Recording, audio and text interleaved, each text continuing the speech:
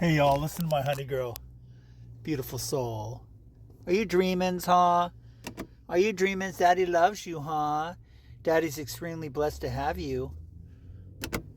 So, I think if that cop is a good cop, you know what I mean? The academy, yeah, they should have checked to make sure he was here legally. But the thing is, if he's a good cop, we need more cops like that. Believe me, a lot of cops harass and they're dirty. And I've had a lot of confrontations with them. And, I treat them the same way I treat anybody else. And, you know what I'm saying? They don't like that. And I don't fucking care. So in 2004, when I was, in the oral interview, the next step's getting in the academy. But then Arnold shut down the academy. But the two questions they asked me, I go, are you fucking kidding me? And one of them was, okay, say a truck spilled its load. I'm all, did you say spill your load? I said, I'm going to answer them my way and then the way you think I should answer them, but I don't really care what you think. So it was like if the truck turned over and, spilled its load and people were taking the load, you're taking the load. But I'd be like, well, just need to, basically make sure the scene is, locked down, and you need to check and see, who's hurt. And basically, the last thing you worry about is people stealing shit, because it's more important if somebody's hurt, to basically get, EMS out there and whatever, and then deal with that, the people stealing shit, because it's just materialistic shit.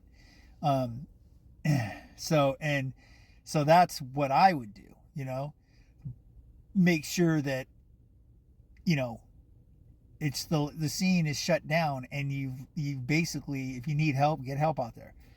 Do the right thing. It's common sense. The other one was, say, you pulled over somebody that was like that, like that DHS agent, whatever, and he's got his kids in their vehicle or whatever. So those cops are actually doing a good job, and he was trying to call his boss, whatever, and try to get out of it. So this is what they said. If you, had a fellow cop or law enforcement that was driving under influence, and I said, wait a second here. You just asked me if a cop that should know better is driving under the influence. I go, well, they should know better, and they should be treated the same, even worse,